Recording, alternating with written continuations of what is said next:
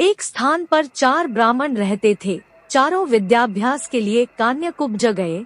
निरंतर 12 वर्ष तक विद्या पढ़ने के बाद वे संपूर्ण शास्त्रों के पारंगत विद्वान हो गए, किंतु व्यवहार बुद्धि से चारों खाली थे। विद्याभ्यास के बाद चारों स्वदेश के लिए लौट पड़े। कुछ देर चलने के बाद रास्ता दो और फटता था। किस मार्ग से जाना चाहिए, इसका कोई भी निश्चय न करने पर वे वहीं बैठ गए। इसी समय वहां से एक मृत वैश्य बालक की अर्थी निकली। अर्थी के साथ बहुत से महाजन भी थे। महाजन नाम से उनमें से एक को कुछ याद आ गया। उसने पुस्तक के पन्ने पलटकर देखा तो लिखा था, महाजनों येन गता स पंथाया, अर्थात जिस मार्ग से महाजन जाए वही मार्ग है। पुस्तक में लिखे को ब्रह्मवाक्य मानने वाले चारों पंडित महाजनों के पीछे पीछे श्मशान की ओर चल पड़े। थोड़ी दूर पर श्मशान में उन्होंने एक गधे को खड़ा हुआ देखा। गधे को देखते ही उन्हें शास्त्र की यह बात याद आ गई, राजद्वारे श्मशाने च यस्तिष्ठति स बांधव, अर्थात राजद्वार और श्मशान में जो खड़ा हो वह भाई होता है।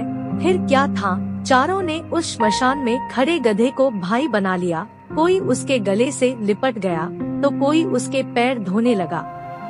इतने में एक ऊंट उधर से गुजरा।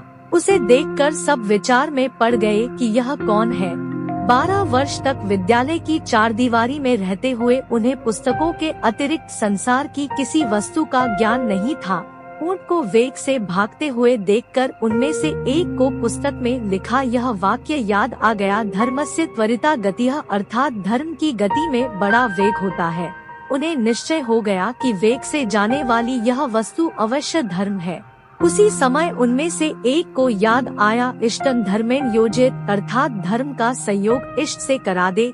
उनकी समझ में इष्ट बांधव था गधा और ऊंट या धर्म, दोनों का संयोग कराना उन्होंने शास्त्रोक्त मान लिया। बस खींच कर उन्होंने ऊंट के गले में गधा बांध दिया। वह गधा एक धोबी का था। उसे पता लगा तो वह भागा हुआ आया। उसे अपनी ओर आता देखकर चारों शास्त्र पारंगत पंडित वहां से भाग खड़े हुए। थोड़ी दूर पर एक नदी थी। नदी में पलाश का एक पत्ता तैरता हुआ आ रहा था। इसे देखते ही उनमें से एक को याद आ गया, आगमिष्यति यत्पत्रं तदस्मांस्तार्यष्यति, अर्थात जो पत्ता तैरता हुआ आएगा वही हमारा उद्धार करेगा। उद्धार की इच्छा से वह मूर्ख पंडित पत्ते पर लेट गया। पत्ता पानी में डूब गया तो वह भी डूबने लगा। केवल उसकी शिक्षा पानी से बाहर रह गई। इसी तरह बहते बहते जब वह दूसरे मूर्ख पंडित के पास पहुंचा तो उसे एक और शास्त्रोक्त वाक्य याद आ गया, सर्वनाशे समुत्पन्ने अर्धन्त्यस्ति पंडिता, अर्थात संपूर्ण का नाश होते देखकर आधे को बचा ले और आधे का त्याग कर दे। यह याद आते ही उसने बहते हुए पूरे आदमी का आधा भाग बचाने के लिए उसकी शिखा पकड़कर गर्दन काट दी। उसके हाथ में केवल सिर का हिस्सा आ गया। देह पानी में बह गई। उन 4 के अब 3 रह गए। गांव पहुंचने पर तीनों को अलग अलग घरों में ठहराया गया। वहां उन्हें जब भोजन दिया गया तो एक ने सेमियों को यह कहकर छोड़ दिया, दीर्घसूत्री विनश्यति, अर्थात दीर्घ तंतु वाली वस्तु नष्ट हो जाती है। दूसरे को रोटियां दी गई तो उसे याद आ गया, अति विस्तार विस्तीर्णं तद्भवेन्न चिरायुषम, अर्थात बहुत फैली हुई वस्तु आयु को घटाती है।